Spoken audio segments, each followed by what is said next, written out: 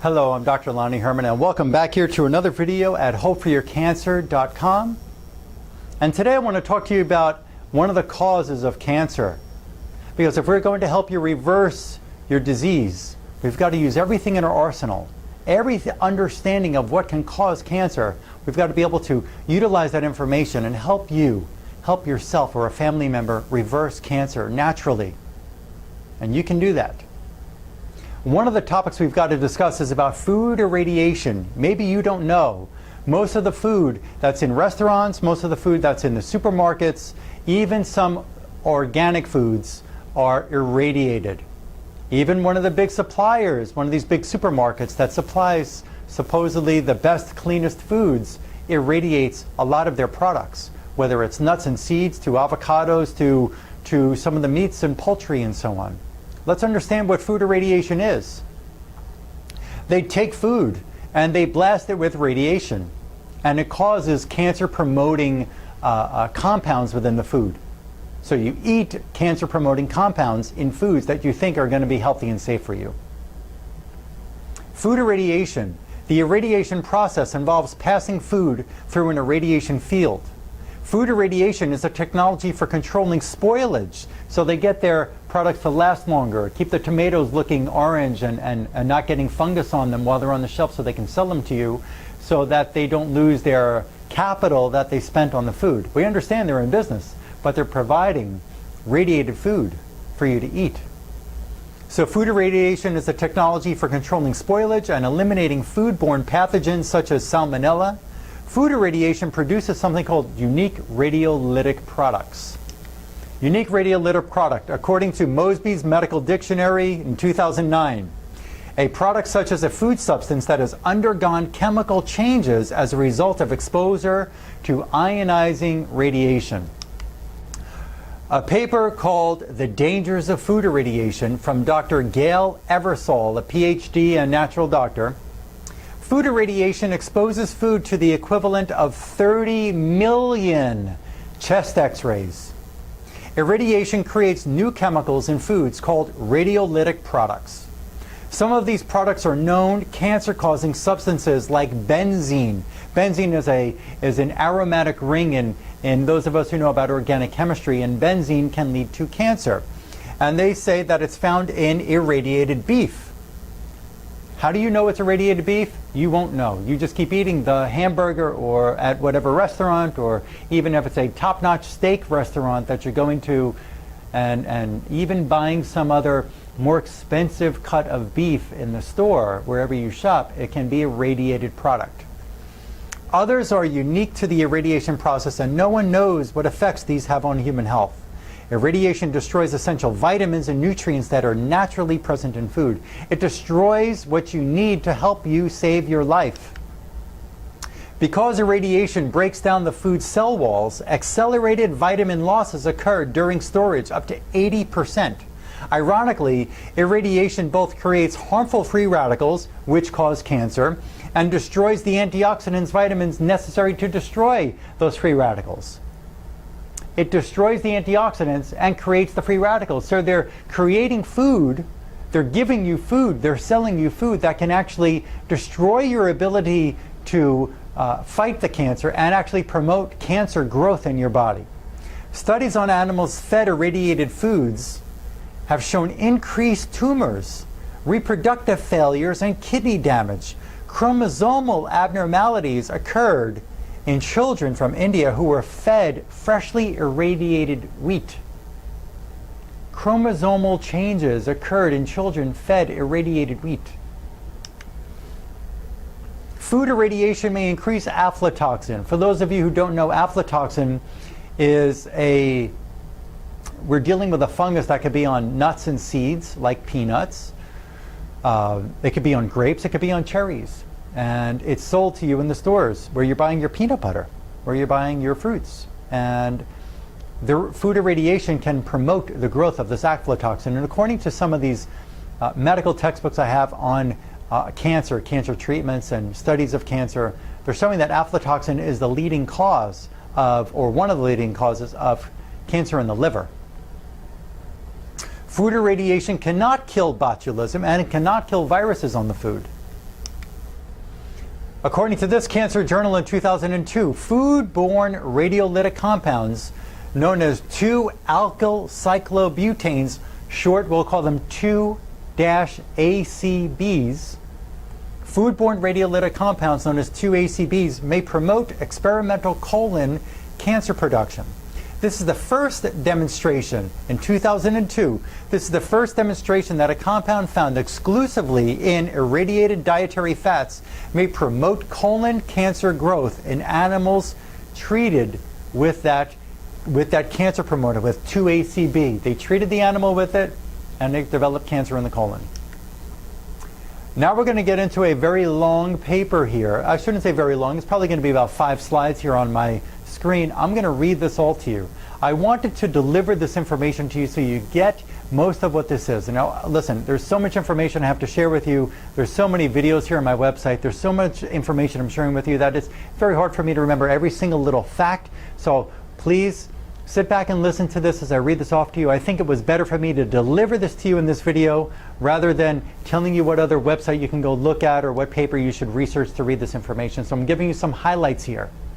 And what they're basically saying here is that the chemical byproducts found in irradiated ground beef and many other foods so-called treated with radiation may increase the risk of colon cancer and DNA damage in people who eat these foods. You know, your DNA, the double helix, has these strands that hold them together. Well, there are many reasons this kind of food is one of them that can cause the DNA strand to break. When the DNA strand breaks, then we have more reason for the cancer to develop in the body. There are certain things that can, like a generator, that can clean up and reconnect the DNA. We need to use those nucleotides. I'll show you another video that'll be coming down the pike soon for me about how nucleotides can reverse the damage that's happening to the DNA. Anyway, in here they said that based on this evidence, there are certain groups that came out and forged and filed formal comments urging the U.S. Food and Drug Administration, also known as the FDA, to deny 5 pending requests by certain food companies to radiate their foods. Certain food companies are jumping on the bandwagon saying, well, we need to protect ourselves from something like a mad cow disease. Well, if they brought up the animal right, then the infection shouldn't be there. But anyway, they're trying to request to irradiate their foods because they're saying, well, we've got to cover our butt so that we don't provide a food that has an infection on it. Well, you say, great, we don't want the infection on it. Well, you don't want the infection on it. You need a better digestive system to destroy that infection, first of all. Second is, you don't want radiated foods in your life. You don't want radiated foods that can cause cancer in your body. So these food companies are trying to irradiate ready-to-eat foods such as packaged deli meat, frozen meals, snack foods, which currently comprises more than 1/3 of the typical American's diet. The FDA is also considering legalizing irradiation for shellfish. In addition, the groups urge the FDA to reconsider its past approvals of irradiation for beef, poultry, pork, eggs, fruits, and vegetables. So when people tell me, I went vegan, I went vegetarian, and that's the right thing to do, maybe it is. Maybe it's not. There's a certain dentist who actually cured himself of liver and pancreatic cancer, Dr. Donald Kelly, who figured out about metabolic typing, not the blood type, metabolic typing. Some people are better as a vegetarian, some people aren't. Some people actually went vegetarian and their cancer got worse or didn't get better. So we've got to understand, just because some people say going vegetarian is the right way to go, maybe it's not for your metabolism, first of all. Second of all, is that even these vegetables and fruits can be irradiated. Even some spices can be irradiated. The new European studies come at a time when irradiated foods, primarily ground beef, are being made available to millions of Americans. School children through the country soon could be eating irradiated ground beef. Hundreds of grocery stores and restaurants, including several large chains, have begun making irradiated meat. This is a moment of truth. The FDA can either preserve or gamble with the health of the American people. The choice is theirs, said the director of the Public Citizens Critical Mass Energy and Environmental Program. She also said, the wrong choice could have serious unintended consequences, particularly for children and other vulnerable populations. Given the stakes, this new evidence is impossible to ignore. You don't hear this on the nightly news. Irradiated beef causing cancer. Let's do something about it. The only thing you hear on the nightly news is raise more money for trying to find the cause of cancer. Irradiated food has been going on for decades and decades now, folks. The new studies call into question the long-held position of the FDA and the food industry that irradiated foods are generally safe for human consumption. But the studies confirm research published in 1998 and 2001. These studies confirm, showing that concentrations of these two ACBs, which are byproducts, unique radiolytic byproducts from irradiated food, that the two ACBs, which are found only in irradiated foods, cause DNA damage in human cells. DNA damage leads to cancer development. Among the new findings, a study of two ACBs were shown to promote tumor development in rat colons. Also, scientists discovered that they could not adequately account for most of a dose of two ACBs fed to the rats. While very small amounts of two ACBs were detected in the fat of the rats, most of the chemicals could not be recovered, implying that they are either stored in other parts of the body or transformed into other compounds. So what they're saying is these chemicals that are causing cancer from the radiated foods can be stored away in the fats, and they couldn't find it in other tissues of the body. The two ACBs, these cancer promoters, are formed they're formed when foods that contain fat are irradiated, such as beef, chicken, eggs, and certain fruits, all of which can legally be irradiated and sold to consumers. There was a 200-page body of research that was released by the Louis Pasteur University in France and from the Germany's Federal Reserve Center for Nutrition. And they're showing here that a warning should be made for all people who are eating these foods. This is what they say, quote unquote, caution should be exercised before any risk to consumers by exposure to these compounds is denied. Further research is required to precisely determine exposure to these substances, the precise dose-response relationship, and in particular, the kinetics and metabolism of two ACBs in a living organism. Again, what they're saying is two ACBs from irradiated food causes cancer, and everybody needs to be warned. And it just goes on. There's more information here. So my point to you is this. If you're eating foods that have been irradiated, and you don't know what you're eating, and you don't know how to test, there's a certain toxicity test we teach you in this program here where we're helping you reverse your cancer naturally. There's a way for you to actually test the food that's going in your body. This is one of the reasons why cancer can develop not only in the colon, it can develop in the brain, it can develop in the breast tissue, it can develop anywhere in your body because you're eating foods that have been irradiated. It is not about a genetic predisposition. The Human Genome Project proved it is not about a genetic predisposition. It's about genetic alteration. And the studies have been going on for the past about 3 or so decades now, showing a topic called epigenetics. It's not about your genes are predetermined like what they said with Angelina Jolie's breast cancer gene. It's about the environment.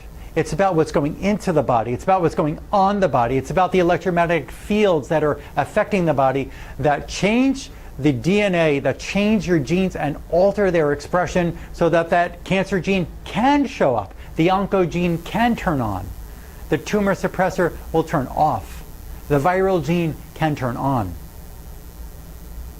So we need to rid your body of what's causing the cancer. The more you need to do for yourself to protect yourself is listen, if you're not willing to do what it takes and you stay within the medical mindset, maybe you will survive. Maybe you will. You're probably only watching this because you're not happy with the route that your medical care is going. I'm not saying that that's right or wrong. I'm saying it's you who needs to look out for yourself. Your family's looking out for you. You're looking out for a family member if you're watching this. Understand there are reasons for cancer growth and development in the body. It is not a predetermined genetic predisposition that you're going to get that way. It's genetic alterations that occur. And we need to look at what's in the environment that's creating this damage to your system. I look forward to helping you. You can always look us up on our website at hopeforyourcancer.com. You can call us at 954-370-3100. You could also call us on our toll-free number at 1-855-270-HOPE, H-O-P-E. Thank you for letting me deliver this great information with you, and I look forward to sharing more information with you in the coming future. Thank you again.